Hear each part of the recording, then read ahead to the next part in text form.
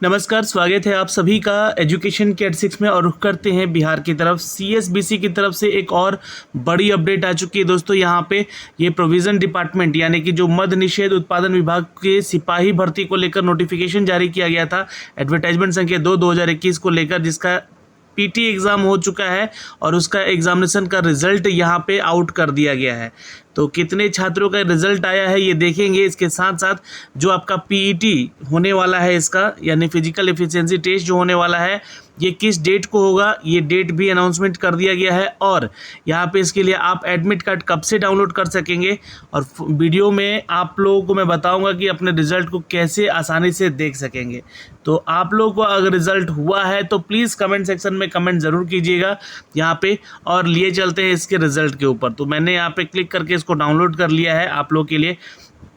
ये देखिए यहाँ पे जो है केंद्रीय चयन पर्षद की तरफ से जो वैकेंसीज आई हुई थी आपके मद्य निषेध उत्पादन एवं निबंधन विभाग की तरफ से सिपाही भर्ती है। ये मद्य निषेध सिपाही भर्ती है।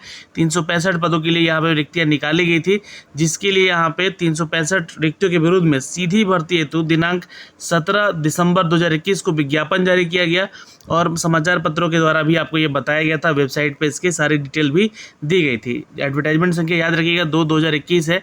उक्त विज्ञापन में क्रम में आपको बता दें कि 27 फरवरी 2022 को कुल 2,77,288 अभ्यर्थियों की लिखित परीक्षा आयोजित की गई थी।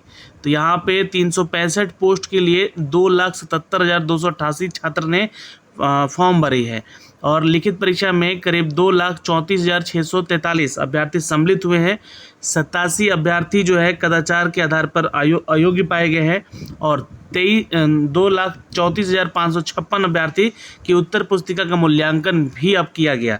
तो अब ये जो बड़ा संख्या है यहाँ पे 2,34,556 अभ्यर्थी का यहाँ पे कॉपी चेक हुआ है एवं भर्ती हेतु विहित प्रक्रिया के अनुसरण करते हुए विभिन्न कोटियों के लिए मूलतः यहाँ पे उपलब्ध रिक्तियों के 5 गुना अभ्यर्थियों को लिखित परीक्षा में सम्मिलित किया जाएगा। तो 365 का यहाँ 5 गुना जो छात्र है उसको बुलाया जाएगा किसके लिए, तो पीईटी एग्ज़ाम के लिए यानी कि जो फिजिकल एफिशिएंसी टेस्ट होगा। अब यहाँ पे जो अगले चरण में अभ्यर्थियों को प्रमाण पत्रों के सत्यापन के साथ साथ शारीरिक दक्षता परीक्षा यानी कि दौड़, गोला फेंक, ऊंची कूद और उसमें सम्मिलित होना होगा और उत्तीर्ण होना होगा। सर जो भी शारीरिक योग्यता के न्यूनतम निर्धारित जो मापदंड है उसको कोई भी छूट अनुमान्य नहीं होगा किसी के लिए। तो यहाँ पे भाई देख लीजिएगा, कोई भी अगर पीएच कोटे वाले तो फॉर्म भरते नहीं है यहाँ पे, इनके लिए है भी नहीं वैकेंसी।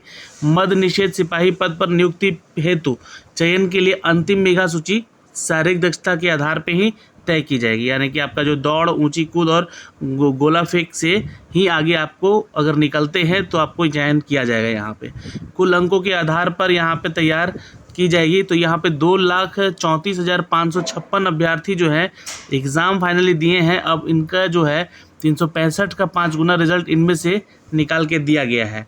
लिखित परीक्षा के आधार पर अगले चरण जो कि शारीरिक दक्षता की परीक्षा के लिए पात्र अभ्यर्थियों को परीक्षा फल यहाँ प्रकाशित किया जा रहा है।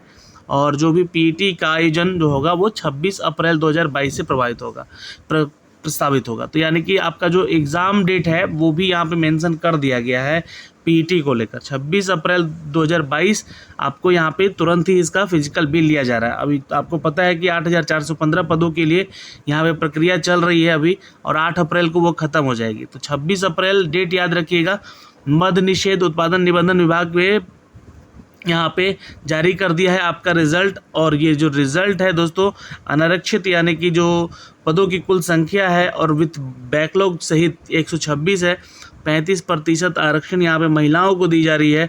और आर्थिक रूप से जो कमज़ोर अभ्यर्थी वर्गों के लिए जो है 29 सीटें हैं और यहाँ पे 9 सीटें में से जो कि आरक्षण महिलाओं को है। अनुसूचित जाति में 88 है, 17 आपके सीट जो है यहाँ पे महिलाओं को लेकर है और कुल पदों की संख्या यहाँ पे 39 है। अनुसूचित जाति के लिए भी 3 है टोटल यहाँ पे, जो कि पदों की संख्या यहाँ पे बैकलॉग पदों की संख्या जो अलग अलग दी गई है यहाँ पे ध्यान दीजिएगा। अत्यंत पिछड़ा वर्ग के लिए 82 है, यहाँ पे 20 महिलाओं के लिए है और बैकलॉग के लिए 26 है। और पिछड़ा वर्ग के लिए 21 है, यहाँ पे 7 यहाँ पे महिलाओं के लिए आरक्षित है। पिछड़े वर्ग महिला यहाँ पे 13 सीट अपने लिए खुद रिजर्व रखती है, जो कि 3% आरक्षण इनको मिलता है यहाँ पे। तो टोटल यहाँ पे बैकलॉग में 4 सीटें भी इनके साथ और एलिजिबल हैं। तो ये आपका क्राइटेरिया हो गया। और यहाँ पे दोस्तों जो आपके क्रमांक है, क्रमांक अनुसार जो आरक्षण कोटि मिलते हैं, जितने भी सीट हैं यहाँ पे, इसका विवरण यहाँ पे आपको दिया गया है। तो टोटल जो चयनित अभ्यर्थी हैं 1825 होंगे यहाँ पे, जो कि सेलेक्ट किए जाएंगे, क्योंकि 365 गुने 5 अगर आप करते हैं तो यहाँ पे ये 1825 अभ्यर्थियों को फिजिकल में लेना है इनको। अब ये जो चयन हुआ है आपका 2,34,556 अभ्यर्थियों में से इनको चयनित किया गया है और इस कोटिवार क्रम के अनुसार में इनको डाला गया है। तो यहाँ पे जो भी छात्र हैं अपना रिज़ल्ट देखिए अब नीचे आकर यहाँ से। और रिज़ल्ट कैसे देखना है, तो आपको यहाँ पे जो सर्च का ऑप्शन दिख रहा होगा, ये सर्च वाले ऑप्शन पे क्लिक कीजिएगा और अपना जो है जो क्रमांक संख्या है आप लोग यहाँ पे डालिएगा। जैसे कि मान लीजिए 18110180177 ऐसे सर्च कीजिएगा यहाँ पे। तो जैसे सेलेक्ट कर लिया जाएगा वो इसको रिमार्क कर देगा यहाँ पे। ये लड़के जो है, ये लड़का जो जिनका रिज़ल्ट है वो चयनित है यहाँ पे। कुछ इस तरह से अपना रिज़ल्ट यहाँ पे डाल के चेक कर सकते हैं। इसी तरह से जो भी छात्र अपना रिज़ल्ट देखेंगे प्लीज़ कमेंट सेक्शन में हमें कमेंट करके ज़रूर बताइएगा कि आपका रिज़ल्ट हुआ है या नहीं हुआ है। ये टोटल 1825 छात्रों का यहाँ पे रिज़ल्ट फाइनली दे दिया गया है और लिखित परीक्षा के आधार पे आपका चयन होगा अगले चरण के लिए ही। तो आपका जो फिजिकल एफिशिएंसी टेस्ट है वो 26 अप्रैल को है, जिसके लिए आपको जो है यहाँ पे इसी टैब पे यानी कि CSBC के ऑफिशियल वेबसाइट पे प्रोविज़न डिपार्टमेंट टैब के ऊपर ही आपको 13 अप्रैल को इसका एडमिट कार्ड भी जारी कर दिया जाएगा। तो जो प्रवेश पत्र है आपका PET के लिए 13 अप्रैल को आएगा और 26 अप्रैल को आपका इसका एग्ज़ाम होगा, ये स्पष्ट किया जाता है। और प्रवेश पत्र डाक के द्वारा आपको नहीं भेजा जाएगा, इसलिए ध्यान दीजिएगा आप लोगों को कोई बहकावे में फुसलावे में ले आए कि हम आपका रिज़ल्ट करवा देंगे अब, तो आप लोग बिल्कुल मत आइएगा। अब शारीरिक दक्षता अवसर पर अभ्यर्थी जो है निर्दिष्ट समय पर अपने प्रवेश पत्र तथा अपने ऑनलाइन आवेदन पत्र की जो है पावती लेकर जरूर पहुंचेंगे, यानी कि उसका फोटोकॉपी प्रमाण पत्रों का, जो कि कुछ इस तरह से है। वो सारे डॉक्यूमेंट्स आप लोग यहाँ से चेक कर सकते हैं। वैध फोटो युक्त पहचान पत्र, मतदाता पहचान पत्र, ड्राइविंग लाइसेंस में से कोई एक होना चाहिए, इंटरमीडिएट या समकक्ष परीक्षा की उत्तीर्णता का शैक्षणिक योग्यता प्रमाण पत्र, जन्म तिथि का प्रमाण पत्र, चूँकि देखिए इसका जो आधार है वो इंटरमीडिएट ही है, तो आपका इंटरमीडिएट यानी कि 12th का सर्टिफिकेट लेके जाइएगा और मैट्रिक का सर्टिफिकेट फॉर द जन्म प्रमाण पत्र, यानी कि यहाँ पे आपको एज क्वालिफिकेशन यहीं से चेक किया जाएगा। सक्षम पदाधिकारियों द्वारा निर्गत एक जाति प्रमाण पत्र, जो कैटेगरी में छात्र आते हैं वो गजेटेड ऑफिसर से अपना एक सिग्नेचर करवा के अपने जाति प्रमाण पत्र पे जरूर ले जाएंगे। महिला वर्ग के जो छात्राएं हैं जाति प्रमाण पत्र अपने पिता के आधार पर ही निर्गत करके ले जाएंगी यहाँ से।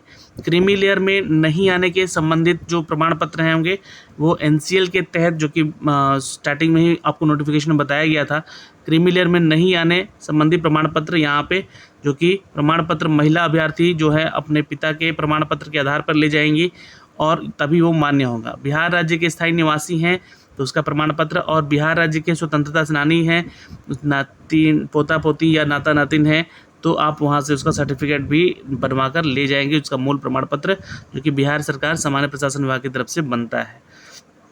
बिहार राज्य के आर्थिक रूप से कमजोर वर्ग का सदस्य होने के संबंधी प्रमाण पत्र बिहार सरकार सामान्य प्रशासन विभाग की अधिसूचना के द्वारा विहित प्रपत्र पर आपको लेकर जाना होगा, जो कि गजट संख्या 284 में भी उपलब्ध कराया गया है।